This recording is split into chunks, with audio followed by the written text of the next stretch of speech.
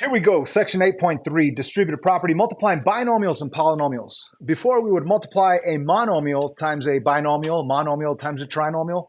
Now we're going to be multiplying binomials with binomials, binomials with trinomials, even trinomials with trinomials. It's going to get crazy. Anyway, just a reminder, I am recording this, but feel free to raise your hand and stop me. I could always rewind and continue where I left off. So if you have any questions, please stop me. Let's move on. Here we go. So this is something that we already know. We already know from section 8.2, the previous section, that we could multiply a monomial into a binomial. So let's do that.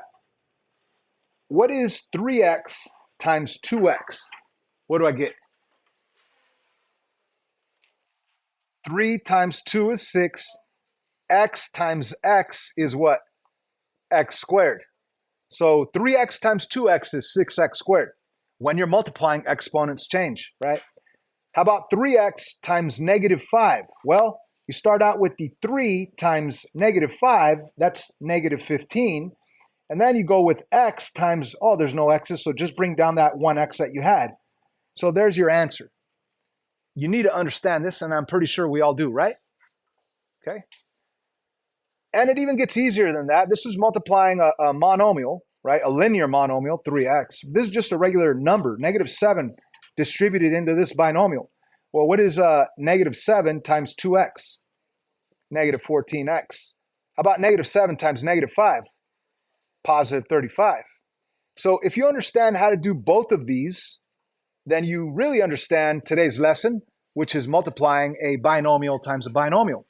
You see, before, we just had one single number that you had to distribute to both terms, or maybe a monomial with a variable, right, that you distributed into both terms. But now we have a binomial that we need to distribute into both terms here, okay? So how do we do this? We do it one at a time, okay? So it's kind of like if you took your finger and you covered up the minus 7 for a little while, okay? And you distributed 3x times 2x, what do you get? 6x squared. 3x times negative 5, what do you get? Negative 15x, right? And now you've distributed the 3x. But it wasn't just the 3x. You also had a minus 7 right there.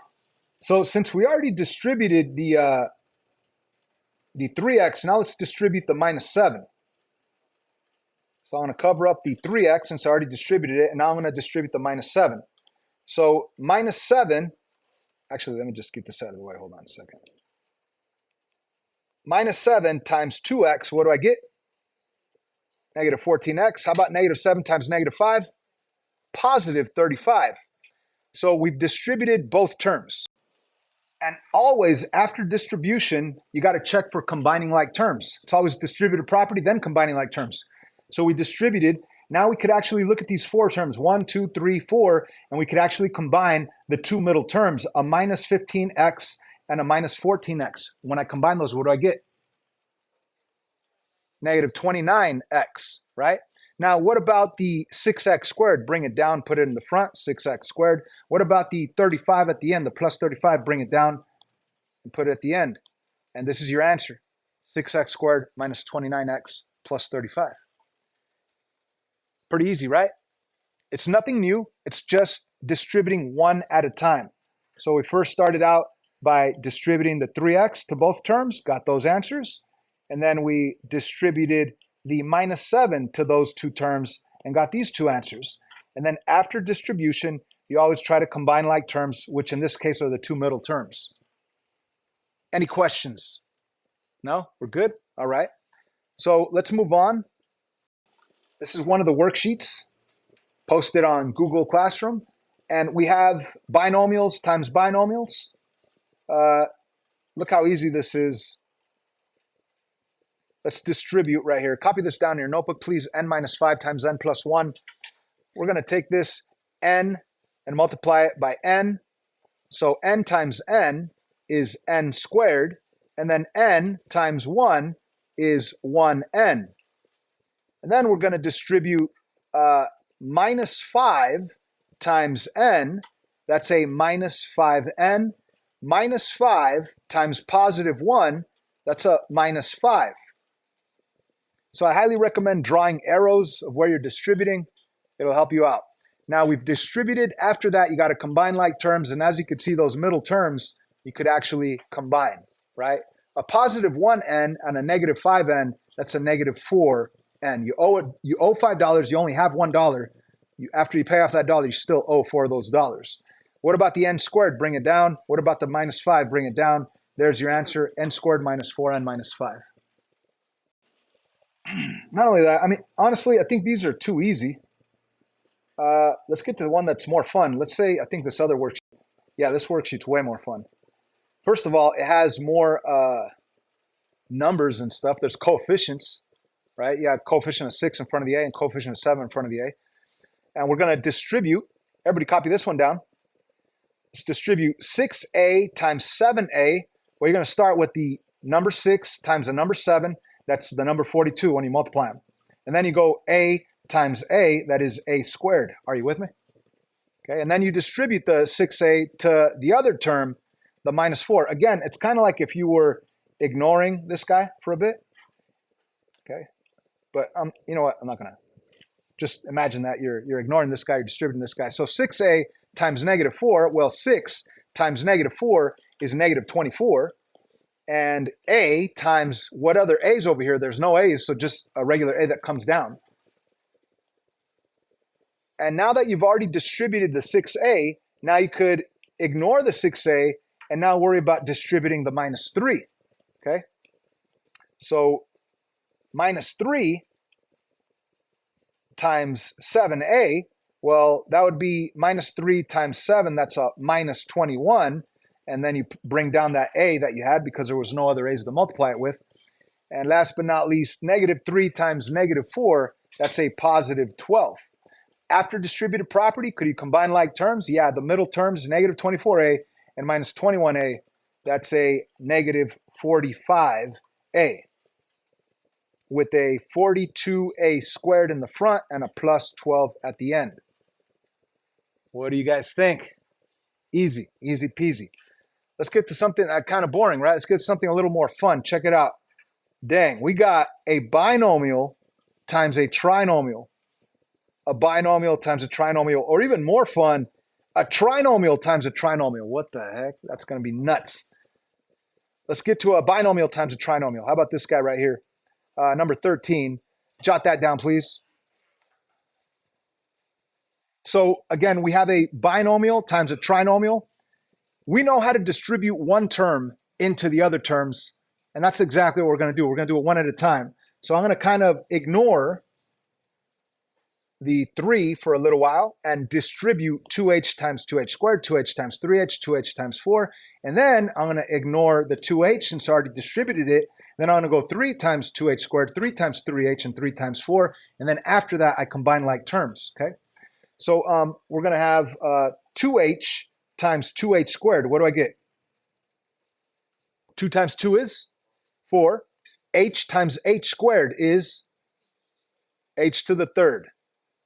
And then 2h times 3h. Well, 2 times 3 is 6. And h times h is what? H squared, h to the second power. And then 2h times 4, what do I get right there? 2 times 4 is 8, positive 8.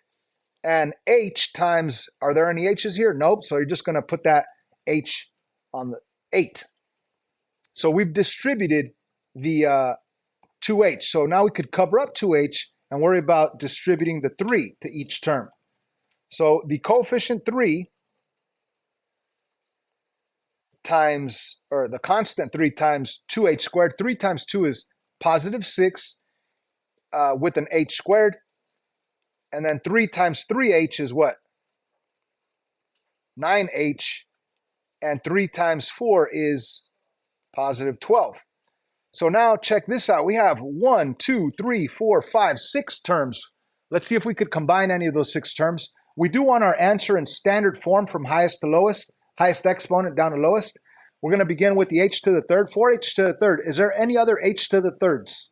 No, so this is going to be the first part of our answer.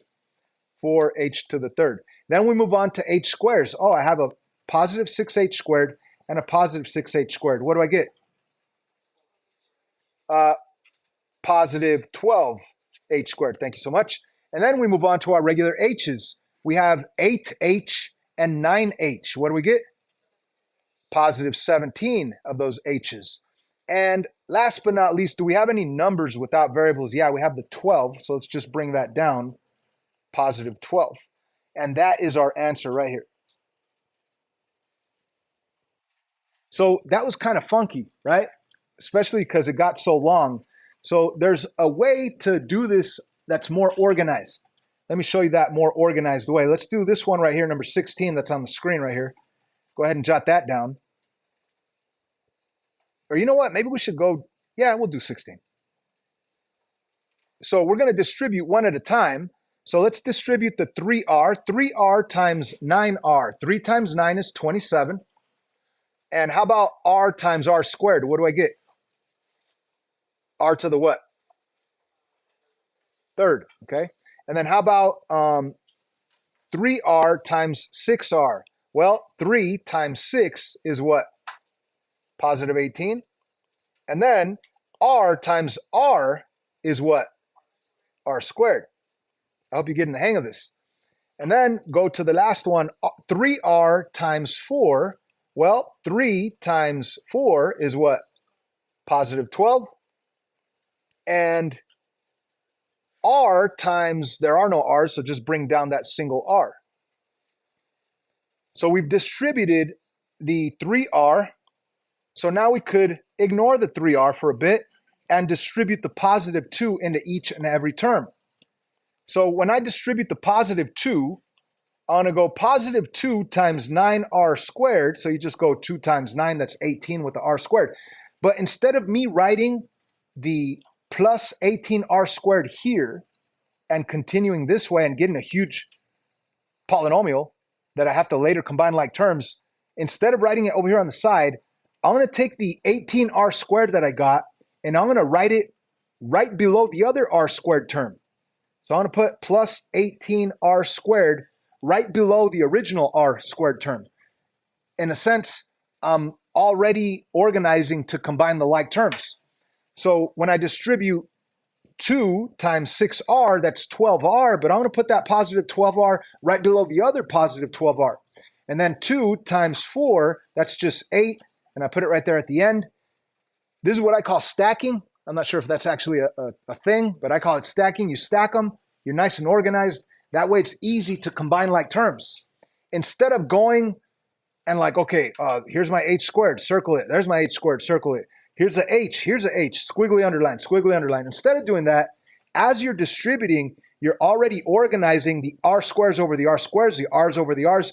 That way it's really easy to combine.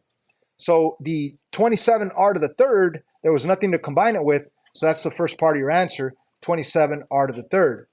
Right here, 18r squared and 18r squared is 36r squared. And 12r and 12r, that's 24r's. And the plus 8 comes down, and there's your answer. So you could do it either way you want. You could go writing it out the long way, or you could stack them where you already get combining like terms organized, okay? Does anybody want to see a 3x3? Yes, please, I'm so excited. Okay, 19 or 20, which one? 20. All right, dang. So if it were just distributing the 2, that would be easy, right? But I don't have a 2. I actually have 3 terms. 3 terms to distribute, okay? Right here, stacking is almost essential because if you don't stack them, if you don't organize them, it's going to be a huge polynomial, probably the size of your paper from one side to the other. Let's show what we're doing here. 3y squared times 3y squared, that's going to be a 9y to the what? 4, that's right. How about 3y squared times negative 4y? What's that? Negative 12y to the third. Perfect. And then, how about 3y squared times negative 5? Negative 15y to the second. All right, now let's distribute the 2y times 3y. What do I get? 2y times 3y squared. I'm sorry, 2y times 3y squared. 2 times 3 is 6, and y times y to the second is y to the third. So 6y to the third. But instead of writing it over here, I'm going to write 6y to the third right below the other y to the third term. Hopefully you're following along here on your notebook.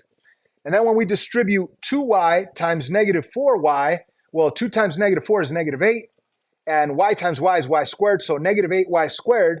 And again, instead of writing it to the side, I wrote it right below the other y squared term. That way it'll be ready to combine. Last but not least, 2y times negative 5, that's going to be a negative 10 with a y. Now we still need this third term to distribute. 2 times 3y squared is 6y squared. Where am I going to write it? I'm going to write it below the other y squares. So 6y squared goes right here. And then when I distribute over here, 2 times negative 4y, that's negative 8y. It goes underneath the other y term. And 2 times negative 5 is negative 10 at the very end. That way, when you stack them, they're now ready to combine. The first part of my answer will be 9y to the fourth. The next part of my answer, you owe 12. Whoops. You owe 12. You have 6. You're going to owe 6 of these y to the thirds. So minus 6y to the third. And then you owe 8. You have 6. You're going to owe 2. If you owe 2 and you owe 15, you're going to owe 17. So minus 17 of those y squares. And then if you owe 10 and you owe 8, you're going to owe 18 of those y's. And the minus 10 just comes down. And there's your final answer. Let's look at one more type of question here, guys. Check it out. Let's say one that has both. I guess there's none. Oh, no, here we go. Number 9, that's fun. Or number 10. Yeah, 10's even more fun. Let's all take a look at number 10 on this worksheet that I have. Please jot it down on your notebooks because we do have more than one variable. You see, it's not just x or it's not just g, it's g's and h's. So a lot of people will get confused with this, but there's actually nothing confusing about this. Check this out. We're going to distribute the same way we did 4g times 2g. Well, you're going to go 4 times 2, and you're going to get 8. And then, of course, g times g will give you a g squared. And then distribute 4g times 3h. Well, 4 times 3, 4 times positive 3 is positive 12. And then g times h is exactly that, gh. And then you distribute positive 3h times 2g. Well, 3 times 2 is 6. And h times g is exactly that, hg. But instead of hg, let's put in alphabetical order gh. And then let's distribute 3h times 3h. Well, 3 times 3 is 9. And of course, h times h is h squared. So out of these 4 terms, what could I combine? Well, the 12gh and the 6gh, they're the same type of terms. They're gh terms. So 12 plus 6 is 18. So plus 18 of those gh's. And of course, bring down the 8g squared and bring down the plus 9h squared. And there's your final answer there. So you could have more than one type of variable. Make sense? All right, guys, this video is too long. I hope this makes sense. This will be on the next test.